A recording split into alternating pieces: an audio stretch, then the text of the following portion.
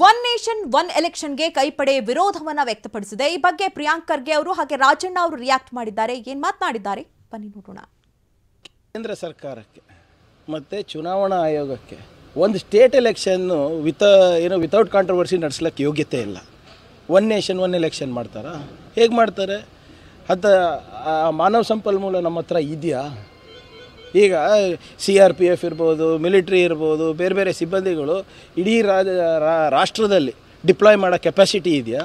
ಅಷ್ಟೊಂದು ತಂತ್ರಜ್ಞಾನ ಇದೆ, EVMಗಳಿರ್ಬೋದು, ಬೇರೆದಿರ್ಬೋದು।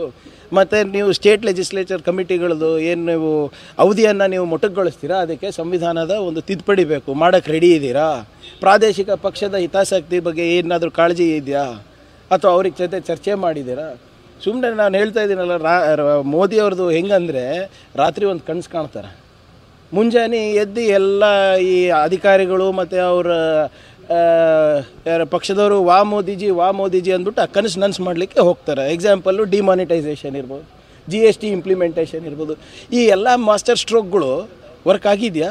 ಕರೋನಾ ಸಂದರ್ಭದಲ್ಲಿ ಯಾವ ರೀತಿ ಲಾಕ್ಡೌನ್ ಮಾಡಿದ್ರು, ಯಾವ ರೀತಿ ತೆರೆದ್ರು ಗೊತ್ತಿದೆ ಅಲ್ಲ ನಿಮಗೆಲ್ಲರಿಗೂ। Make in India, skill India, digital India ಯಾವುದಾದ್ರೂ ಹಿಟ್ಟಾಗಿದೆಯಾ ಹೇಳ್ರಿ? ಹಂಗಾಗಿದ್ದಿದ್ರೆ ಯಾಕೆ 2.5 ಲಕ್ಷ ಭಾರತೀಯರು ಪ್ರತಿ ವರ್ಷ ನಾಗರಿಕವನ್ನು ತೊರಿತಾ ಇದ್ದಾರೆ, ಬಿಟ್ಕೊಡ್ತಾ ಇದ್ದಾರಲ್ಲ ಸಿಟಿಸನ್ಶಿಪ್ಪು? ಯಾಕೆ ಪ್ರತಿ ಗಂಟೆ ಪ್ರತಿ ಅವರ್ 10 ಜನ ನಮ್ಮ ಭಾರತೀಯರು US ಬಾರ್ಡರ್ನಲ್ಲಿ ಸಿಕ್ಕಾಕೋತಾ ಇದ್ದಾರೆ ಇಲ್ಲಿಗಲ್ ಎಂಟ್ರಿಗೋಸ್ಕರ? ಇದು ನಮ್ಮ ದೇಶದ ಅವಸ್ಥೆ ಇದೆ। ಆದರೆ ಇವತ್ತು ಮೋದಿಯವರು ಇದೆಲ್ಲನೂ ಮುಚ್ಚಾಕಲಿಕ್ಕೆ ಇವೆಲ್ಲ ಪ್ರಯತ್ನ ಮಾಡ್ತಾಯಿದ್ರು। ಇದು ಒನ್ ನೇಷನ್ ಒನ್ ಎಲೆಕ್ಷನ್ನು ಕೂಡ ಅವ್ರ ದೋಸ್ತ್ ಅದಾನಿ ಇದ್ದಾರಲ್ಲ, ಅವರ ಒಂದು ಹಗರಣವನ್ನು ಮುಚ್ಚಾಕಲಿಕ್ಕೆ ಇವತ್ತು ಅಟೆನ್ಷನ್ ಡೈವರ್ಷನ್ ಟ್ಯಾಕ್ಟಿಕ್ಸ್ ಅಷ್ಟೇ।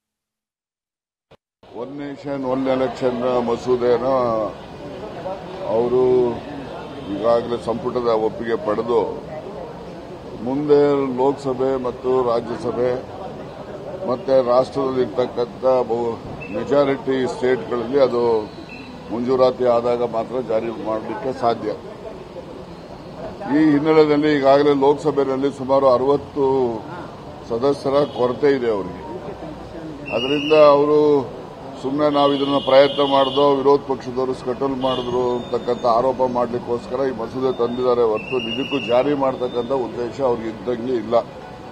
ಆದರೆ ಜಾರಿ ಮಾಡೋದ್ರಿಂದ ಅನುಕೂಲ